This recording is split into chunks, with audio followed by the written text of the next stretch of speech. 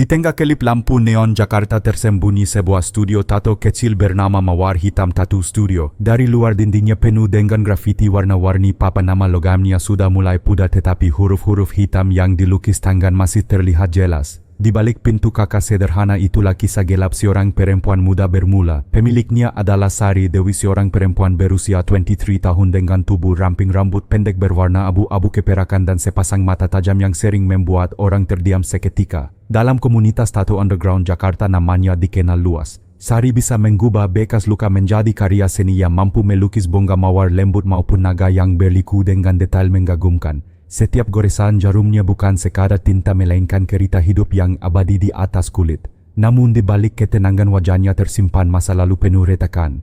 Sari tumbuh tanpa kasih sayang utuh. Orang tuanya bercerai saat ia masih 13 tahun. Sang ayah pergi tanpa kabar sementara ibunya menikah lagi dengan seorang pria yang sering membawa keributan ke rumah. Sejak itu Sari belajar bertahan di jalanan menteng, mengenal dunia malam musik rock alternatif dan menemukan pelarian lewat seni tato. Bagi Sari, jarum tato bukan hanya alat mencari nafkah melainkan jalan untuk menyembuhkan luka batin. Banyak pelanggan yang datang bukan sekadar ingin dihiasi tubuhnya tetapi juga ingin berbagi rahasia terdalam. Ada yang bercerita tentang cinta patah, pengkhianatan, bahkan impian yang tak pernah tercapai. Sari jarang bicara banyak. Ia hanya mendengar lalu mengabadikan kisah itu lewat tinta hitam. Namun diam-diam di dalam dirinya ada bara yang tak padam, seperti bara api yang tertutup abu tipis siap menyala kapan saja. Suatu malam di awal musim hujan deras mengguyur kawasan Senen. Jalanan licin, suara klakson bercampur dengan bunyi hujan menambah suasana kekau. Saat Sari tengah merapikan alat-alatnya, pintu kakak studionya terbuka. Seorang pria tinggi berperawakan kekar masuk. Bajunya kemeja hitam kancing atas dibiarkan terbuka menampakkan tato naga besar di dadanya. Wajahnya keras dengan tatapan licik. Ia memperkenalkan diri sebagai Budi Santoso, 30 tahun, mantan preman Tanah Abang yang kini terjun ke berbagai bisnis gelap. Budi berkata ia ingin menambahkan tato baru simbol kekuasaan katanya. Sari hanya melirik sekilas namun ia bisa merasakan bahaya dari sorot mata pria itu. Meski begitu ia tetap menerima pesanan, menganggapnya hanya sebagai klien biasa. Sejak malam itu Budi kerap datang. Awalnya hanya sebagai pelanggan yang royal, suka mentraktir makan, bahkan sesekali membawakan hadiah kecil. Namun perlahan hubungan mereka berubah. Pada suatu malam ketika studio hampir tutup, Budi yang sedang mabuk tiba-tiba menarik Sari ke dalam pelukannya dan menciumnya secara kasar. Sari sempat melawan tetapi tenaganya kalah. Digiok lampu neon yang remang, ia akhirnya pasrah, merasa lelah untuk terus berontak. Dari situlah dimulai sebuah hubungan kabur antara cinta terpaksa dan dominasi berbahaya. Hari-hari berikutnya Budi semakin sering berada di studio. Ia mulai mencampuri urusan pribadi Sari, siapa pelanggannya, dengan siapa ia berbicara, bahkan pesan singkat di ponselnya. Jika melihat Sari dekat dengan pria lain ia marah besar. Kadang ia melempar barang, kadang membentak dan tidak jarang memukul.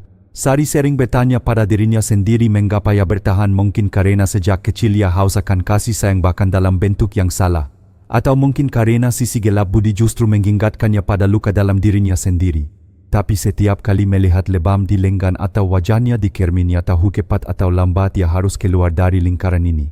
Dan malam hujan itu hanyalah awal dari tragedi panjang yang menunggu di balik pintu studio kecil bernama Mawar Hitam.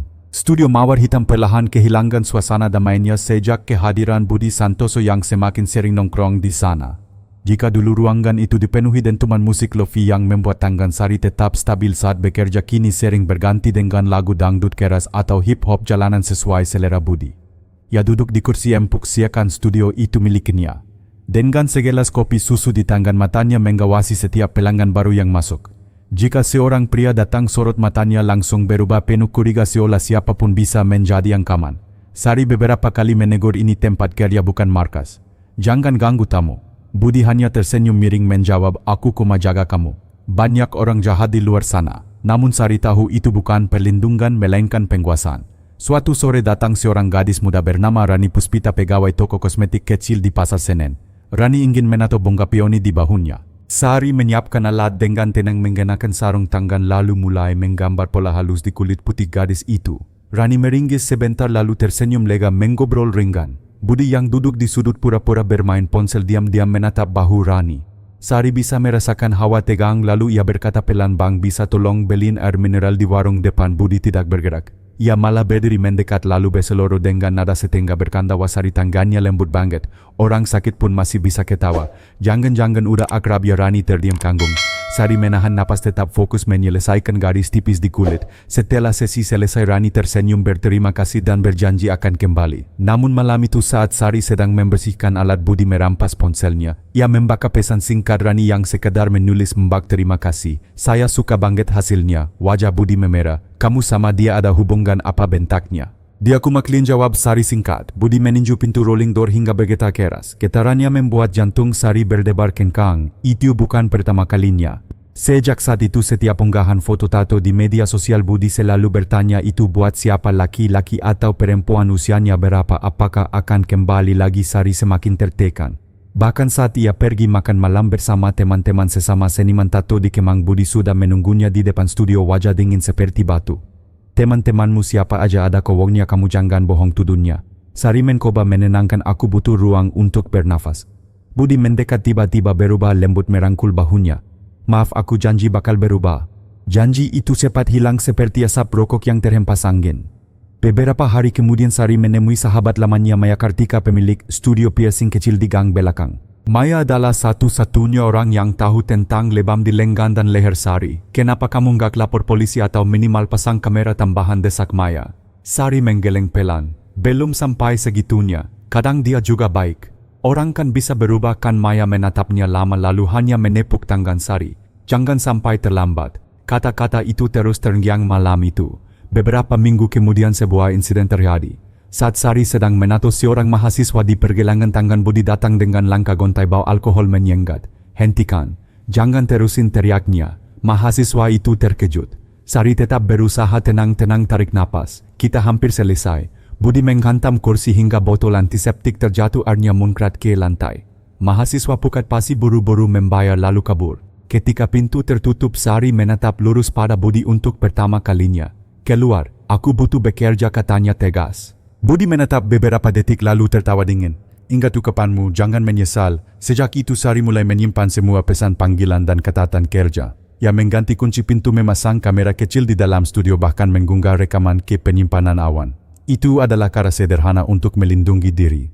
Namun kamera tetangga di gang sempit itu merekam lebih banyak daripada yang ia bayangkan, termasuk bayangan gelap yang suatu hari akan menyeretnya lebih jauh. Hari-hari di studio Mawar Hitam semakin terasa berat. Setiap kali pintu rolling door terbuka dan sosok Budi Santoso muncul, dada Sari langsung terasa sesak. Ia tahu apapun suasana hatinya hari itu bisa berubah menjadi badai hanya dalam hitungan menit. Kadang Budi datang dengan wajah ramah membawakan makanan seolah-olah pakar penyayang. Tapi seringkali ia muncul dengan bau alkohol, tatapan merah dan amarah yang siap meledak. Suatu malam seorang pria parubaya datang ingin menato nama anaknya di lengan. Sari dengan telaten menggambar huruf-huruf kecil, tangan tetap stabil. Tiba-tiba pintu studio terbuka keras. Budi melangkah masuk, wajahnya merah padam karena mabuk. Ia menatap pelanggan itu lama lalu tertawa sinis. Kamu suka kowok tua ya, biar aku tahu cara jagain kamu, katanya tajam. Pelanggan itu gelisah, buru-buru menarik tangannya meminta maaf, membayar lalu pergi. Ruangan seketika sunyi. Kenapa kamu selalu bikin aku malu di depan orang, tanya Sari lirih. Budi tidak menjawab. Ia hanya menampar pipi Sari keras sekali. Suara tamparan menggema membuat botol tinta di rak bergetar. Sari terdiam, tidak menangis. Ia hanya menatapnya dengan mata dingin. Dalam hatinya ada sesuatu yang meletup keinginan untuk lepas dengan cara apapun. Beberapa hari berikutnya Sari hampir tidak tidur. Setiap malam ia mendengar suara imajiner langkah kaki Budi di luar pintu, suara pintu besi berderit atau suara gelas bekas, semua bayangan dari masa kecilnya ketika orang tuanya bertengkar. Sari ingat janji masa kecil, aku tidak akan biarkan diriku jadi korban seperti ibu. Tapi kini ia sadar ia justru sedang mengulang lingkaran yang sama. Sore itu Maya Kartika datang lagi. Melihat memar baru di leher Sari, ia menggenggam tangan sahabatnya erat-erat. Sari, kamu nggak bisa gini terus. Kalau kamu nggak pergi, suatu hari dia akan bunuh kamu. Sari menunduk, kata-kata itu menangkap seperti pisau. Malamnya Sari duduk sendirian di kursi kerja. Tangannya menggenggam sebuah pisau kecil yang biasa ia pakai untuk menggigis kulit sintetis saat latihan. Pisau itu pendek, tajam, dingin. Cahaya lampu meja memantul di permukaannya menyalakan rasa takut sekaligus tekad. Ia tidak berniat menggunakannya segera. Tapi hanya dengan menyimpannya di laci ia merasa sedikit lebih aman. Beberapa detik keberanian bisa mengubah segalanya. Hari-hari berlalu, Sari mulai menyiapkan studio lebih rapi dari biasanya. Semua botol tinta disusun berdasarkan warna jarum disterilkan kamera disek. Ia mulai mencatat detail siapa yang datang jam berapa pesan apa yang masuk. Semua terasa seperti persiapan menghadapi sesuatu yang besar. Sementara itu Budi semakin sering menyebut kata-kata ancaman. Kalau kamu bohong sama aku pastikan kamu nyesel seumur hidup, bisiknya suatu malam. Ancaman itu terus bergema di kepala Sari. Suatu sore hujan deras Budi menelpon. Suaranya berat seperti menahan emosi.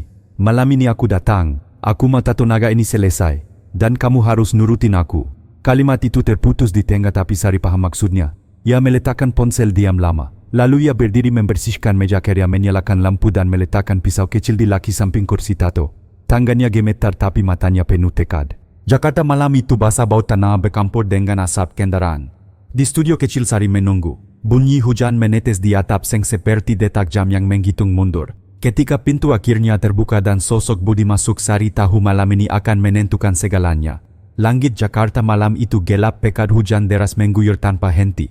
Jalanan Senen yang biasanya ramai kini lenggang, hanya ada suara cipratan ban motor sesekali. Di dalam mawar hitam tattoo studio Sari Dewi menunggu dengan jantung berdebar.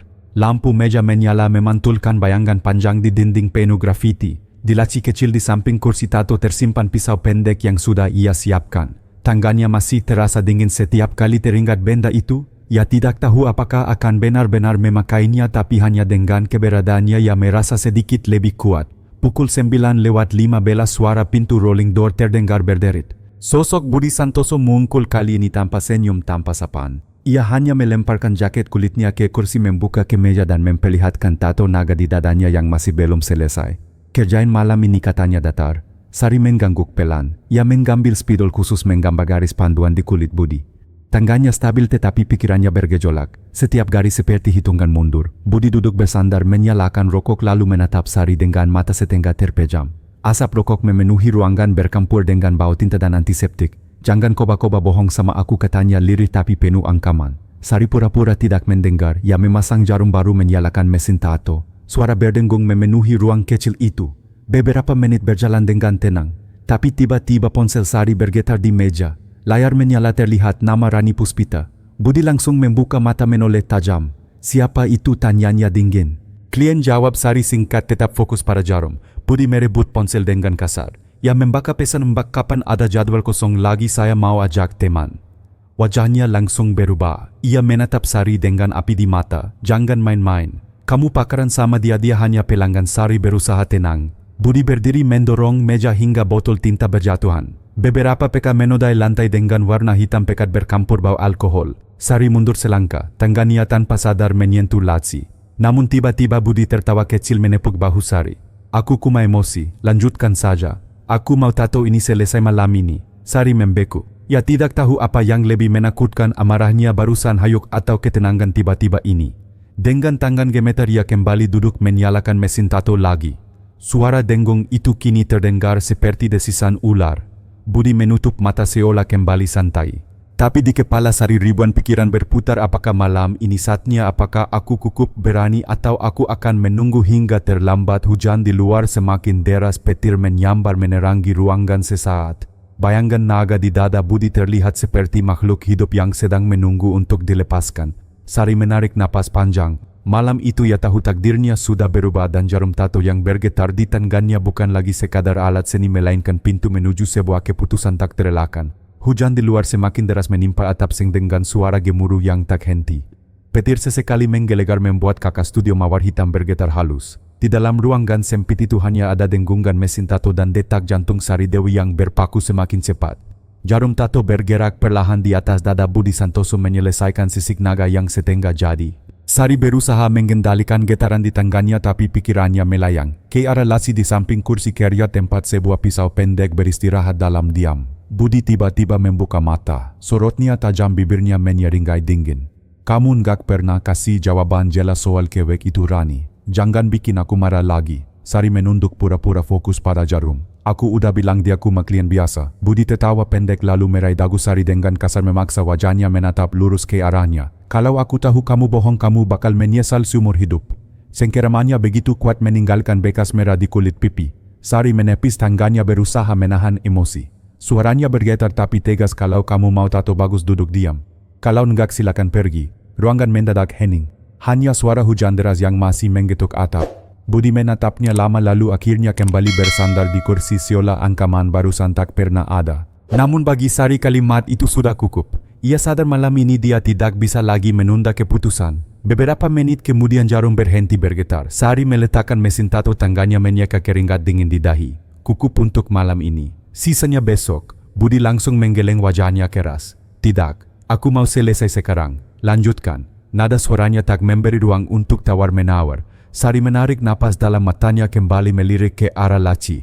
Tangan kanannya bergerak perlahan seolah hendak mengambil kapas atau jarum cadangan. Tapi di dalam dirinya sebuah suara lain berbisik sekarang atau tidak pernah.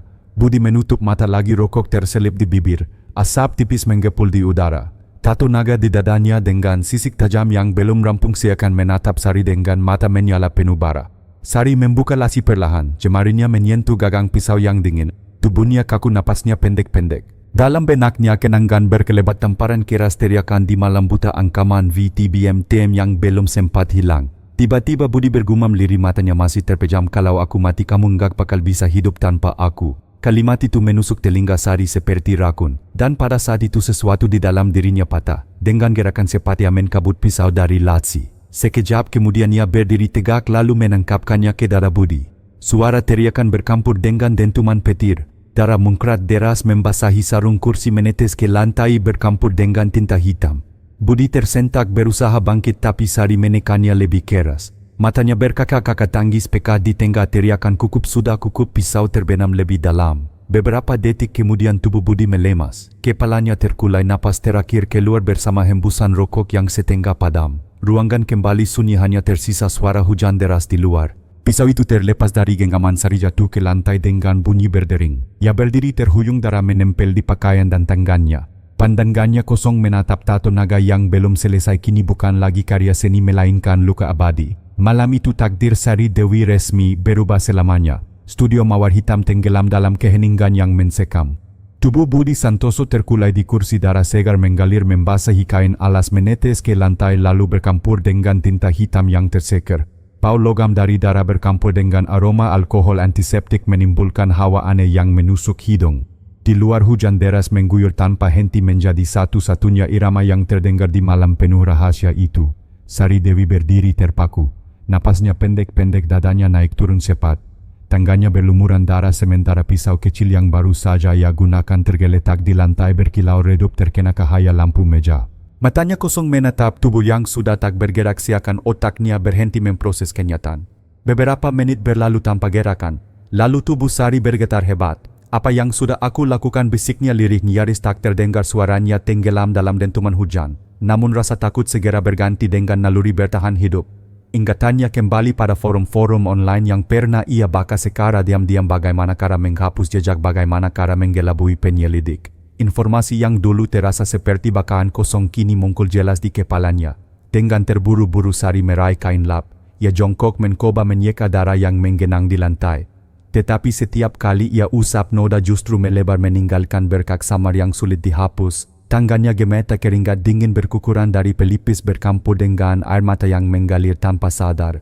Ia melirik ke arah pintu rolling door. Sebuah ide muncul buat seolah-olah ada perampok yang masuk. Dengan cepat ia menarik pintu setengah terbuka. Beberapa botol tinta ia tendang hingga jatuh berserakan menciptakan kesan kakao. Laci mejanya kongkel kasar mengambil sebagian uang tunai lalu menyelipkannya ke dalam saku jaket. Suara napasnya terdengar berat berpaku dengan jantung yang berdentum keras. Namun saat ia melihat sekeliling semua terasa janggal. Kekacauan yang ia ciptakan terlihat terlalu rapi seperti panggung sandiwara. Semua tampak dipaksakan. Sari menoleh pada wajah Budi. Wajah itu kini pucat, mata terbuka kaku menatap kosong. Tato naga di dadanya yang belum selesai tampak seperti jeritan bisu yang terhenti. Sari mendekat dengan ragu, menutup mata Budi menggunakan sepotong kain lalu cepat-cepat menyingkir. Perutnya bergejolak hampir membuatnya muntah. Waktu berjalan cepat. Jam di dinding hampir menunjuk pukul 2 dini hari. Sari tahu ia tak punya banyak waktu. Sebentar lagi mungkin ada orang yang curiga melihat lampu studio masih menyala. Ia membuka lemari, mengambil sepasang sarung tangan baru dan memasukkan semua peralatan tato ke dalam sebuah wadah plastik. Dalam kepalanya ia terus mengulang rencana buat seolah-olah ada orang asing yang menerobos membunuh lalu kabur. Namun ada satu detail kecil yang luput. Di rak kayu di pojok ruangan sebuah botol tinta ungu tersiprat darah. Noda merah tipis itu menempel jelas menjadi bukti diam-diam. Sari sempat melirik tapi karena panik ia tidak memperhatikan dan langsung kembali membereskan. Sebelum keluar Sari duduk sebentar di kursi tamu. Napasnya masih terengah. Ia menatap cermin kecil yang tergantung di dinding. Bayangan yang ia lihat bukan lagi seorang seniman tato penuh semangat, melainkan sosok dengan wajah pucat, rambut kusut dan pakaian berlumuran darah. Matanya kosong dipenuhi keputusasaan. Dengan tangan gemetar ia menarik tudung jaket menutup sebagian wajahnya. Ia mengunci pintu dari luar berpura-pura seperti meninggalkan studio setelah hari kerja biasa. Lalu ia melangkah ke gang sempit yang gelap menyatu dengan bayangan malam Jakarta dan suara hujan yang tak kunjung reda. Namun Sari tidak tahu bahwa kamera keamanan milik tetangga di gang sebelah sudah merekam semua. Dari detik ketika Budi masuk hingga bayangan Sari yang meninggalkan tempat itu, semuanya terekam jelas. Jejak kebenaran telah tertinggal menunggu saatnya untuk menyeret Sari keluar dari kegelapan. Pagi hari berikutnya hujan deras yang semalaman mengguyur Jakarta akhirnya reda. Matahari masih malu-malu sinarnya tertahan awan abu-abu. Gang kecil di kawasan Senen kembali dipenuhi aktivitas pedagang membuka kios, anak-anak berseragam putih merah berlarian menuju sekolah, suara klakson bekak dan motor bercampur menjadi musik pagi yang biasa.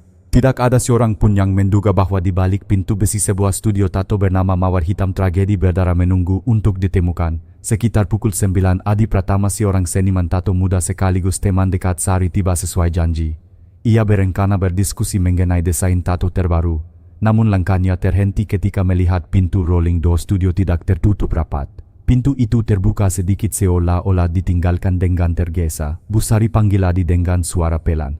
Tak ada sahutan. Ia mendorong pintu perlahan dan seketika aroma aneh menyergap hidungnya, campuran anir darah, bau tinta yang menyengat dan alkohol antiseptik. Jantungnya berdegup kencang. Adi melangkah masuk beberapa langkah lalu tubuhnya membeku. Di kursi tengah studio Budi Santoso terbaring kaku, tubuhnya penuh darah. Dadanya bolong oleh beberapa luka tusuk cairan merah mengalir kering menodai kain alas dan lantai. Matanya membelalak kosong seakan masih menyimpan amarah yang tak terungkapkan. Adi tersentak, mulutnya terbuka lebar lalu berteriak dengan panik, "Ya Tuhan, ada orang mati, tolong!" Teriakan itu membuat warga sekitar berhamburan. Pedagang dari kios depan, ibu-ibu dari rumah sebelah dan tukang bekak di ujung gang mendekat menatap ke dalam studio dengan wajah pucat. Ada yang menutup mulut dengan sial, ada yang berlari sambil menekan nomor telepon darurat. Tak lama kemudian 2 mobil patroli polisi berhenti di ujung gang. Petugas segera menurunkan garis polisi berwarna kuning mencegah warga masuk. Tim forensik menyusul dengan kotak peralatan lengkap. Suasana gang berubah gaduh, penuh bisik-bisik dan rasa ingin tahu. Inspektur Rahmat Hidayat, penyidik senior yang dikenal tegas, memimpin olah tempat kejadian perkara. Ia melangkah masuk dengan wajah serius menatap setiap detail dengan sorot mata tajam. Rolling door tidak rusak.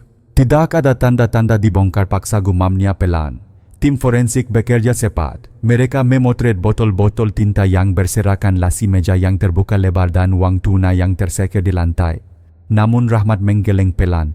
"Ini terlalu rapi. Terlihat seperti dibuat-buat," ujarnya. Seorang teknisi menunjuk ke rak kayu di sudut ruangan. "Pak, di sini ada botol tinta ungu dengan noda darah menempel." Rahmat mendekat mengamati dengan seksama. "Menarik. Pelaku mencoba membersihkan lantai tapi melupakan detail kecil ini." Laporan awal forensik segera keluar. Korban pria usia sekitar 30 tahun meninggal akibat beberapa luka tusuk di bagian dada. Senjata yang digunakan kemungkinan pisau pendek. Perkiraan waktu kematian antara tengah malam hingga pukul 1 pagi.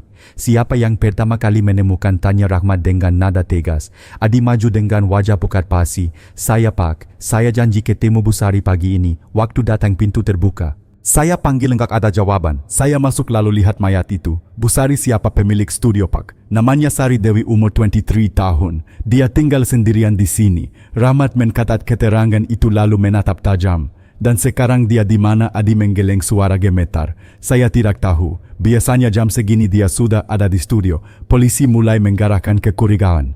Mereka menanya warga sekitar. Beberapa tetangga mengatakan sering melihat seorang pria bertubuh besar dengan tato naga yang ternyata adalah Budi rajin keluar masuk studio pada malam hari.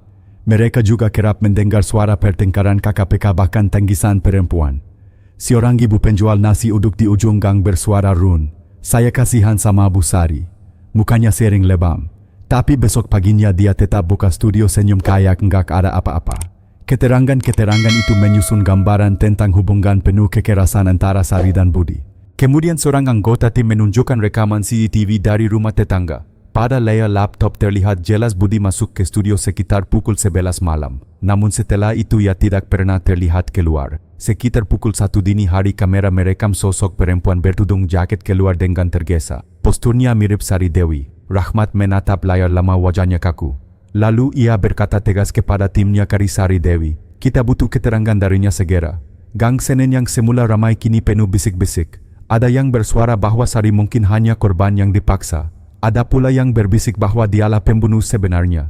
Namun kebenaran hanya satu dan pada akhirnya kebenaran itu akan terungkap. Kisah tentang Sari Dewi dan Budi Santoso bukan hanya tragedi pribadi tetapi juga sebuah peringatan keras bagi kita semua. Dalam hidup banyak orang bertahan dalam hubungan yang penuh kekerasan atau toksik hanya karena takut sendirian atau merasa tidak punya pilihan lain.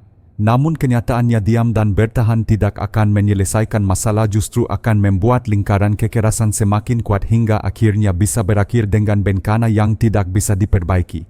Pelajaran penting jika kamu merasa berada dalam hubungan yang penuh pengendalian ancaman atau kekerasan, jangan ragu untuk mencari bantuan dari keluarga, sahabat atau lembaga yang berkompeten.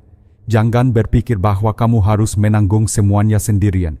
Dukungan dari orang lain bisa menjadi pintu keluar yang menyelamatkan hidup. Ingatlah, hubungan yang sehat selalu dibangun atas dasar saling menghargai dan setara. Jika rasa hormat itu hilang, maka yang tersisa hanyalah luka dan penderitaan. Kisah ini mengingatkan kita semua bahwa keberanian untuk berbicara dan melindungi diri sendiri adalah langkah pertama menuju kebebasan sejati. Kalau kamu merasa cerita ini memberikan makna dan pelajaran penting, jangan lupa untuk tekan tombol like, bagikan video ini agar semakin banyak orang yang sadar dan belajar dari kisah ini, dan yang paling penting subscribe channel ini serta aktifkan lonceng notifikasi supaya kamu tidak ketinggalan cerita-cerita menarik dan penuh makna berikutnya. Tinggalkan komentar di bawah apa pendapatmu tentang pilihan yang diambil Sari. Jika kamu berada di posisinya, apa yang akan kamu lakukan? Setiap komentar dari kamu bukan hanya menambah sudut pandang tetapi juga bisa menjadi dukungan moral untuk orang lain yang mungkin sedang mengalami hal serupa.